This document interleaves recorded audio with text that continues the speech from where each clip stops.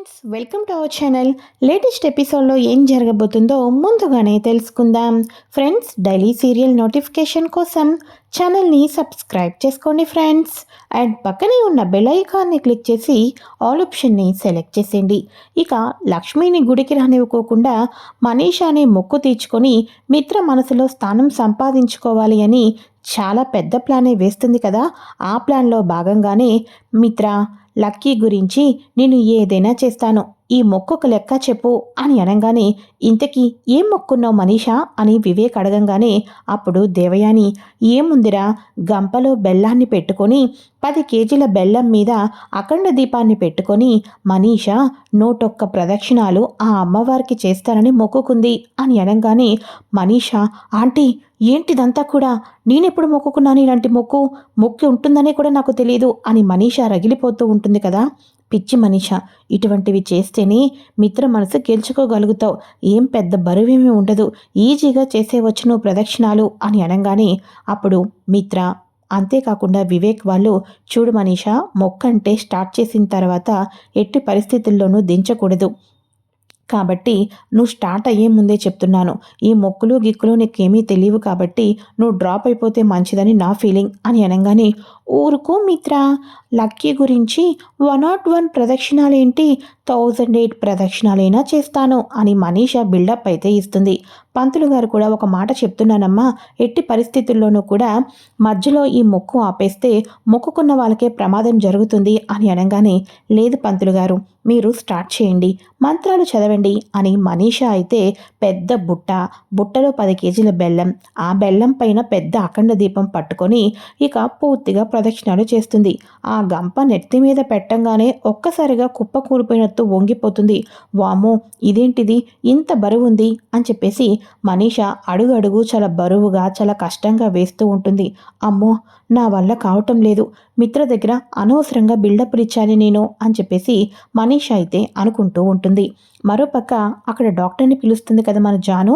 Doctor గారు, మా అక్కకి ఏమైందో చూడండి అని అనగానే, తనకి మీరు అనుకున్నట్టుగానే స్లీపింగ్ టాబ్లెట్లు వేసుకోకపోతే కావాలని చెప్పేసేసి ఫుడ్ ద్వారా ఎవరో బాడీలోకి పంపించినట్టు ఉన్నారు, నేను ఒక ఇంజెక్షన్ చేస్తాను, కాకపోతే తను ఎట్టి పరిస్థితుల్లోనూ ఇప్పుడు ఎక్కడికి వెళ్ళకూడదు, అలా రెస్ట్లోనే ఉండాలి అని డాక్టర్ అయితే ఇంజెక్షన్ ఇచ్చేసి వెళ్ళిపోతారు. కానీ లక్ష్మి, జాను, నేను ఎట్టి పరిస్థితుల్లో అయినా మొక్కు తీర్చుకొని తీరాల్సిందే, ఏం పర్వాలేదు జాను, నా ముఖం మీద నీళ్లు కొట్టు జాను, నాకంతా మత్తుగా ఉంది అని లక్ష్మి అంటూ ఉంటుంది కదా. ఇక మొత్తం వదిలిపోవడం కోసం ముఖం మీద నీళ్లు కొడుతుంది. ఆ తర్వాత నేను ఇప్పుడే ఫ్రెష్ అయ్యి వస్తాను అని చెప్పేసి షవర్ కింద హెడ్ బాత్ చేసుకొని లక్ష్మి అయితే ఇక బయటకైతే వస్తుంది. అక్క, డాక్టరు నిన్ను బయటకు వెళ్ళొద్దన్నారక్క అని అనగానే, లేదు జాను, నేను లక్కీ మొక్కు తీర్చుకోవాల్సిందే అని చెప్పేసి ఇక్కడ మన లక్ష్మి వచ్చేసేసి జానుతో చెప్పి బయలుదేరుతూ ఉంటుంది.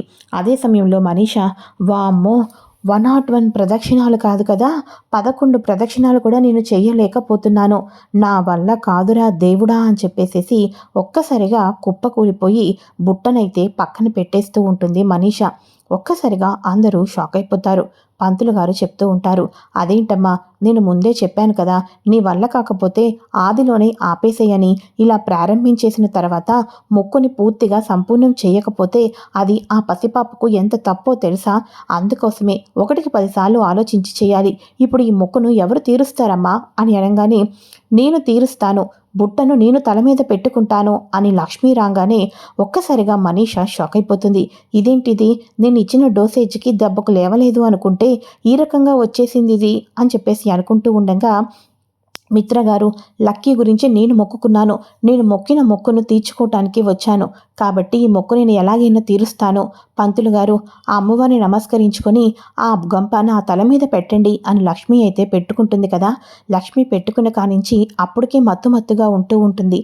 అయినప్పటికీ కూడా అలా ప్రదక్షిణాలు చేస్తూ ఉంటే మనీషా అంటూ ఉంటుంది, చూడండి ఆంటీ, మరి కాసేపట్లో లక్ష్మి కుప్ప కూలిపోతుంది, నా వల్లే కాలేదంటే, అటువంటిది ఒళ్ళంతా బాడీ అంతా కూడా మత్తుగా ఉన్న లక్ష్మి 101 ప్రదక్షిణాలు ఎట్టి పరిస్థితుల్లోనూ చెయ్యదు, ఇప్పుడు మాత్రం నేను ఫుల్ కాన్ఫిడెంట్గా ఉన్నాను, పాపం లక్ష్మి అనవసరంగా మధ్యలోకి వచ్చి మధ్యలోనే ఇక పని పూర్తవుకోకుండా కింద పడిపోతుంది.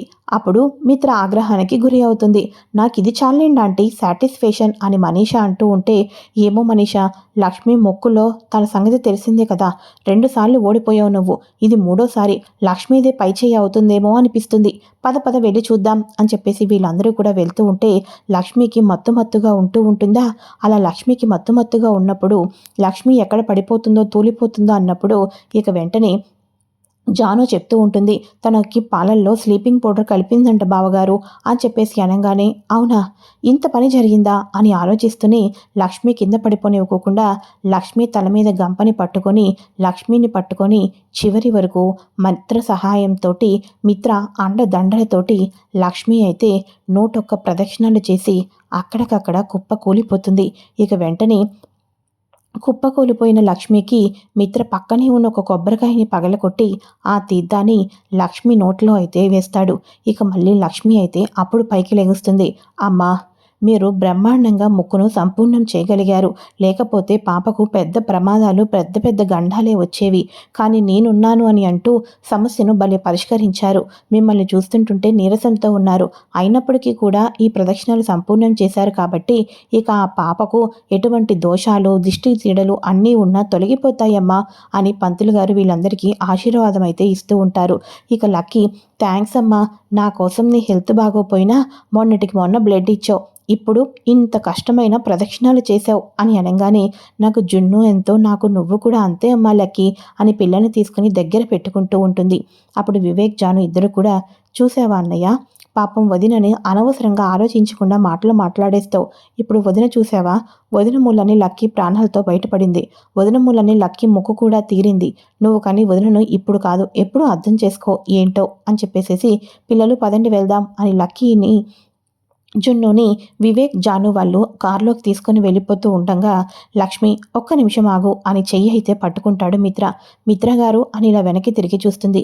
Thank you so much Lakshmi, నువ్వు లేకపోతే ఈరోజు లక్కీకి మరో ప్రమాదం వచ్చేది, ఈ పూజ మధ్యలోనే అర్ధాంతరంగా ఆగిపోయేది అని అనగానే, మిత్ర గారు బయట వాళ్ళకు చెప్పినట్టు నాకు థ్యాంక్స్ చెప్తున్నారేంటి, నాకు మీకు కూతురైనప్పుడు నాకు కూతురే అవుతుంది కదా, అలాంటప్పుడు నేనెందుకు భిన్నాభిప్రాయాలు చూపిస్తాను, ఏదైతే ఏమి మొక్కు చెల్లించేసుకున్నాం, నాకు చాలా సంతోషంగా ఉంది మిత్రగారు అని చెప్పేసి ఇద్దరు నవ్వుకుంటూ మాట్లాడుకుంటూ ఉంటారు. అప్పటికి కారులో ఉన్న మనీషా మిత్ర లక్ష్మి చేతుల్ని పట్టుకొని మరీ థ్యాంక్స్ చెప్పడం, లక్ష్మి నవ్వుతూ మాట్లాడడం ఇదంతా చూసి కోపంతో రగిలిపోతూ ఉంటుంది.